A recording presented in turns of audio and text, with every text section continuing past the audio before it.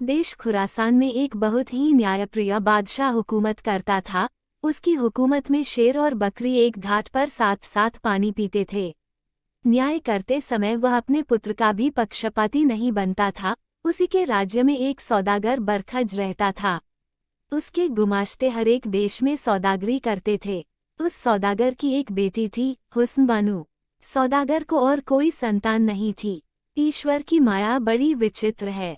अपनी प्यारी बेटी को 12 वर्ष की उम्र में छोड़कर सौदागर स्वर्ग सिधार गया। मरने से पहले ही उसने राजा से कहा था कि महाराज, अब मेरी बेटी की सुरक्षा आपके हाथ में है। अब तो अपने पिता की सारी दौलत व जायदाद का मालिक हुस्न बानो को बादशाह अपनी पुत्री की तरह पालने लगे। कुछ दिन में जब हुस्न बानो जवान हुई तब अपने धाई से बोली, हे माता, ये संसार पानी का बुलबुला है, न मालूम कब फूट जाए। ये धन मेरे किस काम का। मैं चाहती हूँ कि इस धन को परमेश्वर की राह में लगाएं और हमेशा अनब्याही रहूं, जिससे कि यह हृदय सृष्टि के सारे विकार से पवित्र रहे। इतनी सुन धाई कहने लगी, बेटी, मेरी समझ में एक बात आई है कि तू अपने मकान के दरवाजे पर 7 सवाल लिखकर टांग दे और उन 7 सवालों के नीचे ये लिख दे कि जो इनका जवाब देने में सफल होगा उसी को शौहर बनाऊंगी, नहीं तो सदा कंवारी रहूंगी। अब ध्यान से उन 7 सवाल को सुनो। पहला सवाल है, एक बार देख लिया पर दूसरी बार देखने की इच्छा है। दूसरा है, भलाई कर और नदी में फेंक। तीसरा है, किसी के साथ बुराई मत कर, जैसा करेगा वैसा ही पाएगा। चौथा है, सच बोलने वाला सदा सुख पाता है। पांचवा है, कोहनेदा यानी वह पहाड़ जिसमें से आवाज निकलती है उसकी खबर लाकर दे। छठा है, जल मुर्गी के अंडे के बराबर का मोती का जोड़ा लगा दे। और सातवां है, हमामबाद गिर्द की खबर ला दे। हुस्न बानो ने प्रसन्न होकर अपनी धाई की बात स्वीकार किया। ये 7 सवाल लिखकर दरवाजे पर टांग दिए। कुछ दिन बाद हुस्ना बानो संयोग से अपनी हवेली की छत पर खड़ी थी। क्या देखती है कि एक ढोंगी साधु अपने 40 चेलों के साथ सड़क पर जा रहा था, जो धरती पर पांव नहीं रखता था। उसके चेले सोने चांदी की ईंट सामने रखते थे और ढोंगी उन ईंटों पर पांव रख कर चलता था। सौदागर की बेटी उसके दर्शन करके फूली न समाई और अपनी धाई को बुलाकर यूं बताया, ये साधु तो बड़ा पहुंचा हुआ मालूम होता है, जो सोने चांदी की ईंटों पर पांव रख कर चलता है। धाई बोली, बादशाह का गुरु है, बादशाह को दर्शन के लिए दरबार में जा रहा है। ये सुनकर हुस्न बानो कहने लगी कि माता, यदि आपकी आज्ञा हो तो किसी दिन साधु को अपने यहाँ बुलाकर खाना खिलाऊं और अपने घर को पवित्र कराऊं। धाई बोली, बेटी, यह बड़ी अच्छी बात है। हुस्न बानो ने उस ढोंगी साधु को संदेश दिया, कल आप अपने समस्त चेलों के साथ मेरे घर पधारकर भोजन ग्रहण करने की कृपा करें। साधु ने निमंत्रण स्वीकार कर लिया और दूसरे दिन हुस्न बानो ने उसके सम्मान की तैयारी की।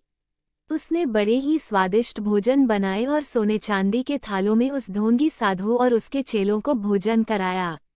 ढोंगी भोजन करते समय ये सोचता कि बरखज सौदागर बड़ा मालदार था। इस घर का क्या ठिकाना है। आज ही रात को कोई ऐसा उपाय करना चाहिए ये कि सारी धन दौलत अपनी हो जाए।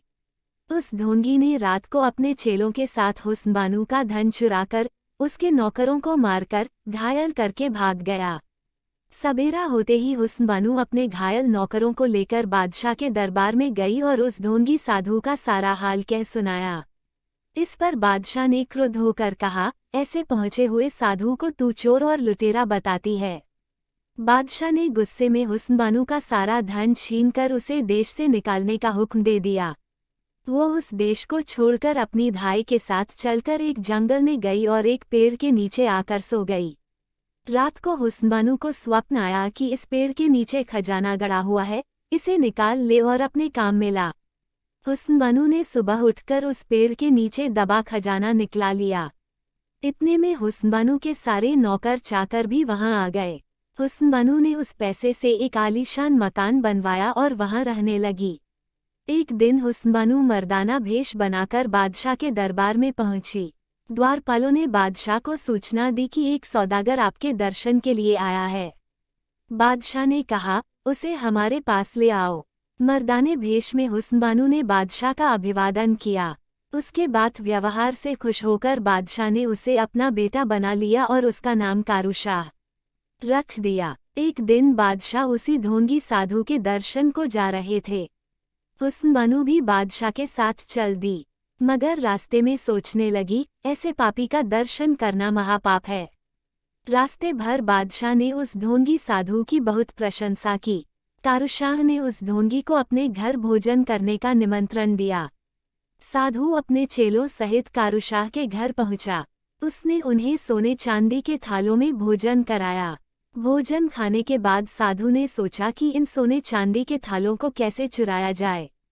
इधर हुस्न बानो ने कोतवाल को कह दी थी कि आज रात मेरे घर चोरी होने वाला है, इसलिए सिपाहियों को लेकर यहीं आसपास ही रहें। जब रात हुई, ढोंगी ने चेलों के साथ हुस्न बानो के मकान में आया और सारी दौलत गठरी में बांध ली और गठरी बांधकर चलने लगा। हुस्न बानो ने शोर मचाया तो सारे सिपाही मकान में आ गए। चेलों सहित उस ढोंगी साधु को पकड़ लिया गया। पकड़कर कोतवाली में लाया गया। हुस्न बानो भी बादशाह के सामने आई। कारू को देखकर बादशाह बोला, बेटा कारूशाह, रात को तुम्हारे यहाँ डाका पड़ गया। ये सुनकर हुस्न बानो कहने लगी, हाँ पिताजी, यदि कोतवाल न पहुँचते तो मैं बिल्कुल लूट जाता। बादशाह ने कोतवाल से कहा कि जल्दी जाऊं, उन डाकुओं को मेरे सामने लाओ। ये सुन कोतवाल ने सब डाकुओं को बादशाह के सामने पेश किया। बादशाह अचंभित होकर बोल उठे, ओह, ये तो हमारे गुरु और इनके चेले हैं। तब बादशाह ने क्रोध में आकर कहा, सब पाखंडियों को जल्दी सूली पर चढ़ा दिया जाए, जिससे फिर कभी कोई ऐसा पाखंडी साधु न बने। बादशाह की आज्ञा से सारे पाखंडी सूली पर चढ़ा दिए गए। ऐसा देख हुस्न बानो प्रसन्न होकर बोली, सरकार, मैं बरखज सौदागर की बेटी हुस्न बानो हूँ। उस समय मैं निरपराध थी। आपने मेरी बात पर विश्वास न करके मुझे शहर से बाहर निकाल दिया था। अब आप किसी दिन मेरे घर को पवित्र बनावें।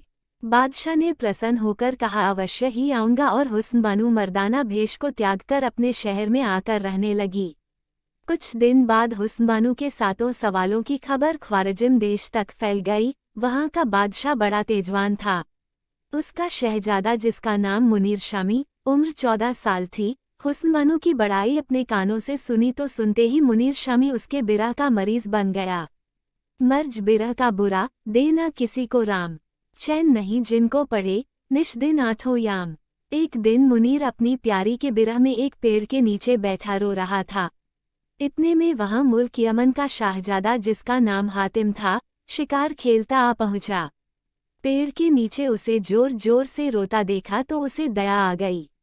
तब सामने आकर पूछने लगा कि भाई तू कौन है? जंगल में इस पेड़ के नीचे क्यों रो रहा है? ये सुन मुनीर बोला, हे भाई, मैं मुल्क ख्वारिज़म का शहजादा हूँ। अपने रोने का कारण तुम्हें कैसे बताऊं? कुछ बता नहीं सकता। बताने से क्या लाभ? मेरे डैक को दूर करने वाला संसार में कोई नहीं है।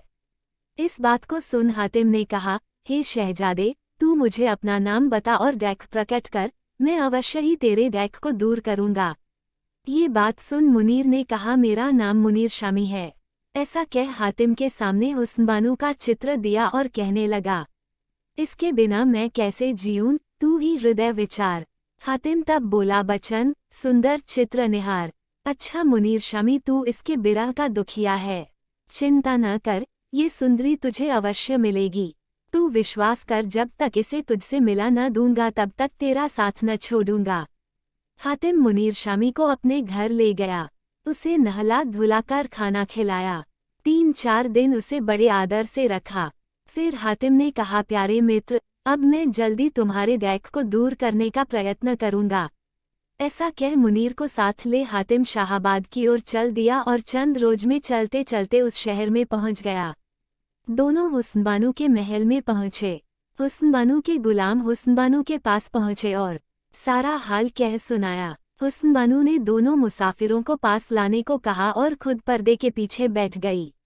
दोनों को पर्दे के बाहर बैठा दिया।